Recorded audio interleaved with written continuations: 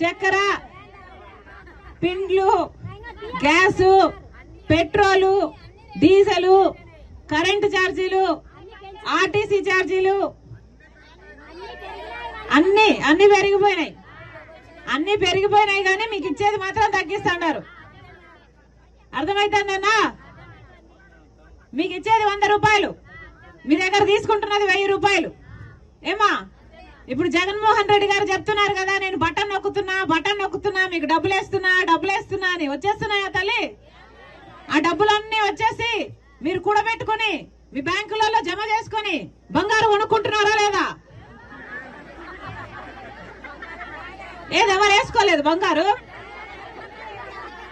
దాచి పెట్టుకున్నారా? ఏమన్నా జగన్మోహన్ రెడ్డి గారు చెప్తున్నారు కదా బటన్ నొక్కుతున్నా అని.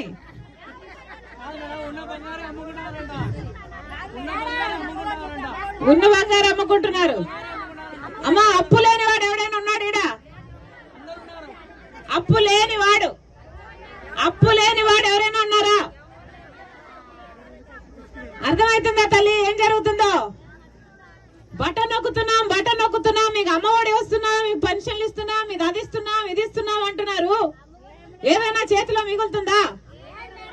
ధరలు, ఛార్జీలు అన్ని పెరిగిపోయినాయి కదా, ఏదైనా మిగులుతుందా?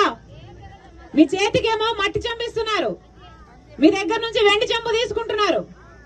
అర్థమవుతుందా? అమ్మా, ఆలోచన చేసి ఓటు వేయండి.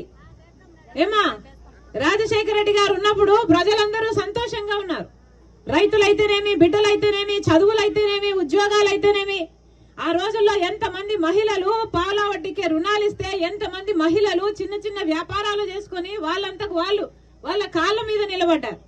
ఉపాధి హామీ పథకం అయితే ఒక పండగలాగా జరిగింది ఆ రోజుల్లో.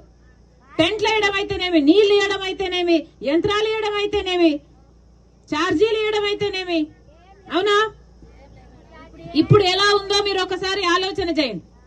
అమ్మా, ఏ ప్రభుత్వం వచ్చినా ప్రజల కోసం ఆలోచించని ప్రభుత్వాలకి మీరు ఓట్లు వేయాల్సిన అవసరం లేదు.